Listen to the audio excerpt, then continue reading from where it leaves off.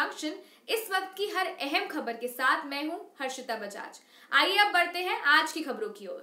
मध्य प्रदेश के गृह मंत्री नरोत्तम मिश्रा ने कहा कि संघ हमेशा पीड़ितों के लिए आगे रहता है। भाजपा गरीबों के लिए काम करती है तो कांग्रेस को समस्या होती है। था क्या, क्यों चुप बैठे थे? और चुप बैठे थे तो ये गुनाह है मुख्यमंत्री होकर चुप बैठना। कोई नेता नहीं कह रहा है ये बात। एक चीफ मिनिस्टर 15 महीने रहा, अगर वो कहता है कि मैं चुप बैठा था तो ये गुनाह है। इसका हकदार कौन है ये भी बताएं। सर, पेरोल बढ़ाएगा। आराम से वो कार्यक्रम करें। उनका संभागीय कार्यक्रम है 36 विधानसभा का।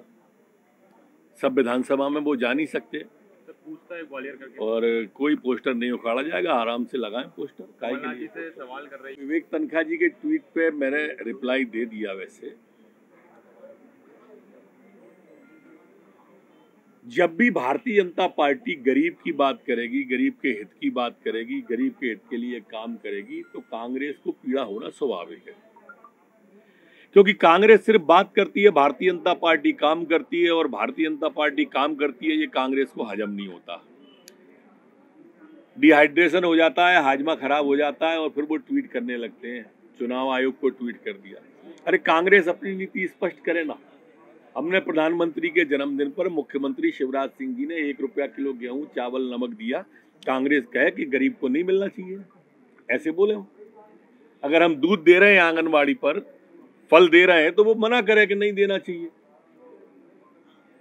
क्यों नहीं मना करते? कहीं चुनाव आयोग का बहाना, कभी ईवीएम का बहाना, कभी न्यायपालिका का बहाना। इनके पास में इसके अलावा कुछ है ही नहीं। फील्ड में जाना नहीं है और कुछ करना नहीं है। सर, हम जस्टिस से बात करेंगे, लेकिन कोरोना की जिस तरह की व्यवस्था है, सच में विचार है कि पैरोल को आगे थोड़ा और बढ़ाना चाहिए। सर, ऑक्सीजन को लेकर अभी भी समस्या सर बनी हुई है। मध्य प्रदेश के अंदर ऑक्सीजन की कोई भी समस्या नहीं है। सर, ग्वालियर में मुख्यमंत्री के साथ में मारपीट की, धूमा झटकी की। देखो, ये सब कांग्रेस का जो भी चल रहा है ना, रिस्पॉन्सर्ड कार्यक्रम है, प्रायोजित कार्यक्रम है उनके। आप आदमियों की गिनती तो देखो कितनी होती है। गिनती की गिनी है और इसीलिए कमलनाथ जी को पूरे 36 विधानसभा का एक करना पड़ रहा है। आज मध्य ग्वालियर संभाग में जो टिकट आए हैं और जिस तरह से कांग्रेस में बगावत हुई है, जो थोड़े बहुत बचे हैं वही पुतले जला रहे हैं। और हो सकता है एक आध दिन में और भग जाए लोग। जवाब तो देना चाहिए कि जब मुख्यमंत्री थे तब क्यों नहीं गए। ये कमलनाथ जी हैं, ये सिर्फ वोट मांगने ही जाते हैं। वोट मांगने के बाद चले जाते हैं।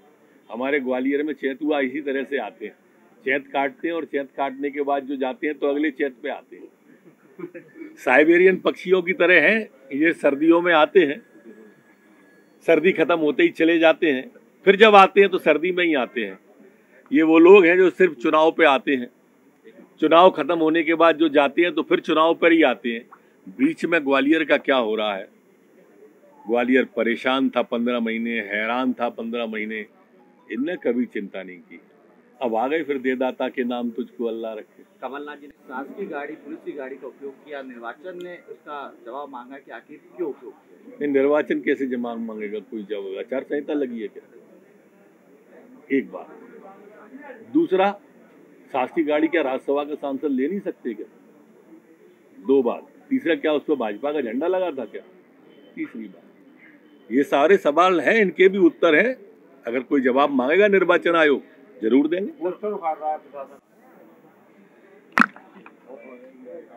बाल्यकाल से संघ के स्वयंसेवक, और संघ हमेशा कहता है कि शोषित पीड़ित दुखित बांधवों के हमको है कष्ट मिटाने।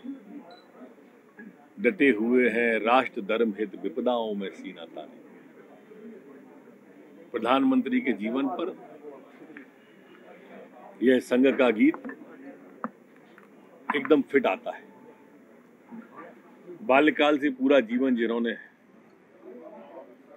गरीबों को, शोषित और पीड़ितों को समर्पित किया, ध्येयनिष्ठ जीवन जिया और जीवन राष्ट्र को समर्पित कर दिया, ऐसे प्रधानमंत्री जी के शतायु होने के लिए ईश्वर से प्रार्थना जन्मदिन पर और बहुत शुभकामना। पत्राचार राज्यपाल के थ्रू मानव अधिकार आयोग संज्ञान ले रहा है। देखिए, 2 घटना जिस तरह की है उसमें नक्सली और पुलिस, इन दोनों के बीच की मुठभेड़ का मामला है। मौत कोई भी हो दुखद होती है, कैसे भी हो दुखद होती है, पीड़ादायक होती है। जांच का विषय वो है क्योंकि वो नक्सली की गोली से मरा या पुलिस की से, ये तो अज्ञात है, लेकिन ये सच है कि मरा है। और इसलिए उसकी उस समय मस्टियल जांच की बात की और अब उसके लिए सीआईडी जांच के भी आदेश कर दिए गए, जो विधायकों ने हमारे ने मांग की थी उसके आधार पर। और जांच में जो भी विषय आएगा, जो भी दोषी पाया जाएगा वो दंडित होगा, कोई नहीं बचेगा। कम से कम इस पर राजनीति न हो, ये प्रार्थना। सर ग्वालियर में बेरोजगार सप्ताह मना रहे हैं, वो कांग्रेस बेरोजगार मना रही है। कुरान का पाठ कर रहे हैं, एक व्यक्ति को रोजगार नहीं दिया तो बेरोजगारी दिवस तो मनाएंगे ही, और क्या मनाएंगे। 15 महीने में एक रोजगार नहीं दिया, ऐसी पार्टी आपने देखी नहीं होगी। एक वैकेंसी नहीं निकाली, ऐसी सरकार नहीं देखी होगी। एक व्यक्ति को बेरोजगारी भत्ता नहीं दिया, ऐसा मुख्यमंत्री नहीं देखा होगा। और लिखित में 4,000 रुपया भत्ता नहीं दिया, ऐसा मुख्यमंत्री नहीं देखा होगा। और लिखित में झूठ बोला, ऐसी पार्टी नहीं देखी होगी। तो केंद्रीय गृह राज्य तो जो है 15 घोषित हो गए, विरोध भी हो रहा है, लग रहा है कि बदलाव भी होगा ना। मुझे नहीं लगता कि ये किसी का बदलाव कर पाएंगे, पर उनकी पार्टी वो करें, वो जाने, हमें क्या दिक्कत है। हमारे लिए तो कोई आ जाए। देखिए कमलनाथ जी तो बोल रहे हैं सर कि 35 दिन बाद विधानसभा अध्यक्ष भी हमारा होगा और सरकार भी हमारी है। ये ऐसे ही तो कहते थे कि 5 साल चलेगी, 5 साल कही थी कि नहीं कही थी? अच्छा बताओ, कही थी फिर चली? ये ऐसे ही झूठ बोल के नहीं कहा था ना 10 दिन में 2 लाख माफ होंगे, कहा था कि नहीं कहा था? ऐसे ही कहा था, फिर हुए। इनने ही कहा था ना कि 4,000 रुपए महीने घर बैठे बेरोजगारी भत्ता देंगे, दिए।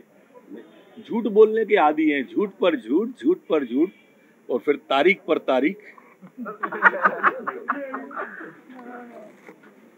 पेट है अलर्ट जारी किया। अलर्ट जारी मध्य प्रदेश सहित 12 राज्यों में घुसपैठ है, लेकिन मध्य प्रदेश में अलर्ट भी जारी किया। निश्चित रूप से इस तरह का विषय जो संज्ञान में आया है वो गंभीर किस्म का विषय है, और चूंकि इंटेलिजेंस से जुड़ा मामला है, इसलिए विस्तार से बताना मैं अभी वर्तमान में उचित नहीं समझता। सर आप इसी तरह लगातार खबरों के लिए बने रहिए हिंदी न्यूज जंक्शन के साथ। धन्यवाद।